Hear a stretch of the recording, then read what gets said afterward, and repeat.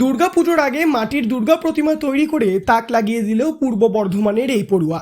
মাটির তৈরি এই দুর্গা প্রতিমা দেখলে মনে হবে যেন কোনো দক্ষ শিল্পীর হাতে গড়ে উঠেছে প্রতিমাটি, কিন্তু কোনো দক্ষ শিল্পী নয়, বর্ধমানের এক খুদে পড়ুয়া তৈরি করেছে এই দুর্গা প্রতিমা।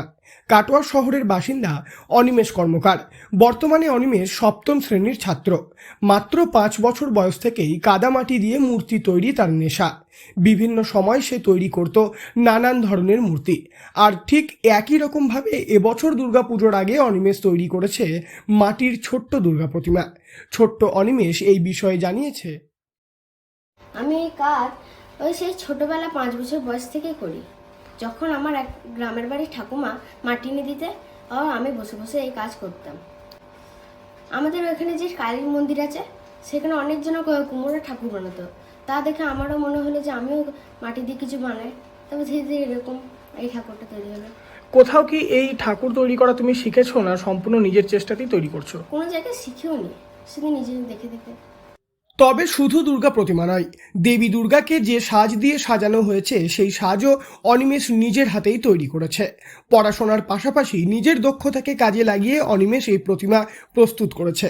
দুর্গা প্রতিমার রং থেকে শুরু করে চোখ আঁকা সবটাই করেছে নিজের হাতে। দুর্গা প্রতিমা তৈরি করতে সে ব্যবহার করেনি কোনো ছাঁচের। নিজের মন থেকে ভালোবেসে গড়ে তুলেছে মাটি দিয়ে দুর্গা প্রতিমা। অনিমেষের পরিবারে কেউ কখনো মাটির কাজ বা মূর্তি তৈরি করেনি, তাই অনিমেষের এই কাজ দেখে তার অভিভাবকরাও রীতিমতো হতবাক হয়ে গিয়েছেন।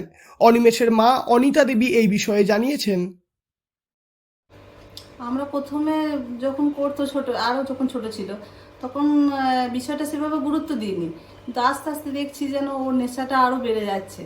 হ্যাঁ, এইসবের প্রতি মানে শিল্প কাজের প্রতি বেশি নেশাটা বেড়ে যাচ্ছে। নিজেই জিনিসপত্র জোগাড় করে সব বানাতে লাগছে, করতে লাগছে। আবার দেখছি আস্তে আস্তে ডেভেলপমেন্টও করছে, মানে যেরকম করতো তার থেকে যেন দিনে দিনে আরও সুন্দর করছে, আরও ক্রিয়েটিভিটি বাড়াচ্ছে। দিয়ে এখন তো মনে হচ্ছে যেন একটু পড়াশোনার সাথে সাথে এগুলোকেও আমরা একটু গুরুত্ব দিচ্ছি। এবার চেষ্টা করছি কোনো ভালো জায়গায় যদি ওকে শেখার জন্য দেওয়া যায়।